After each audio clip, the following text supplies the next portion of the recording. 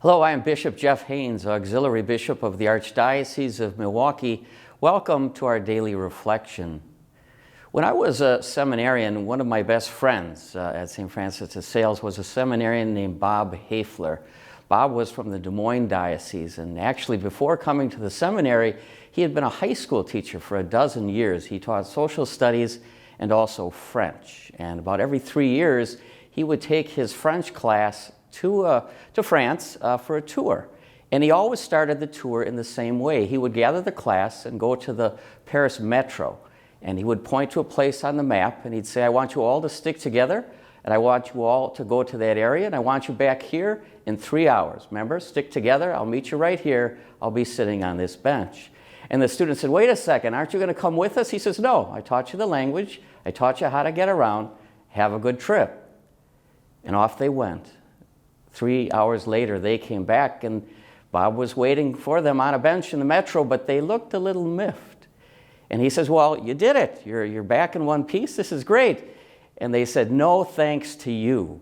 Why did you leave us all alone like that? Do you know how hard it was? We got out there. We were all confused. We weren't sure where we were. You know, it's a lot different trying to get around a city than looking in a guidebook. And you know, the people here talk a lot faster and there's accents. And so we were so confused for 2 hours. We didn't know what to do. And he says, but ultimately you made it, didn't you? He says, yeah, sure we did. And we're back and we're happy about that. But no thanks to you. You abandoned us. And Bob kind of smiled and he says, no, I didn't really abandon you. Actually, I was following you. You just didn't see me. I was there. And you made it back. And I'm so proud of you. And they said, why did you do that? He says, well, it's about learning. He said, if you want to break through to the next level of knowing a language and a culture, you can't go back to relying on the old ways. He says, if I would have been there, you would have just had me do all the talking and all the directing, but this forced you to do it on your own, and you had to work really hard, and you pushed through the uncertainty, and you made it to a new level of knowing.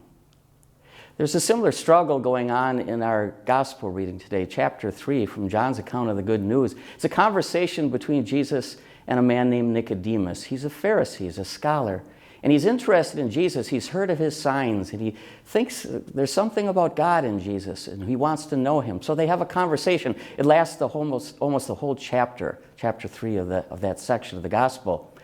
And it's not easy for Nicodemus. He's thinking in the old ways. And Jesus says to him, you know, if you really want to see the kingdom of God, you have to be born from above. And he goes, what's that? You mean, how can a man who's grown be born again? Does he have to go back to the mother's womb? That's impossible. And Jesus smiles and he just takes him on a journey, asking more questions than giving answers, and leaving Nicodemus in that darkness, that uncertainty.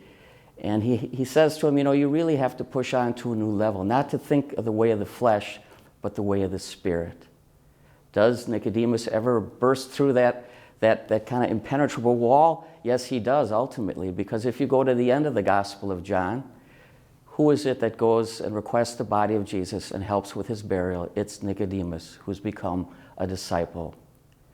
You know, that period of uncertainty when we're not sure about anything and we're confused and feeling kind of lost, that's a lot like what we're going through now with this coronavirus pandemic.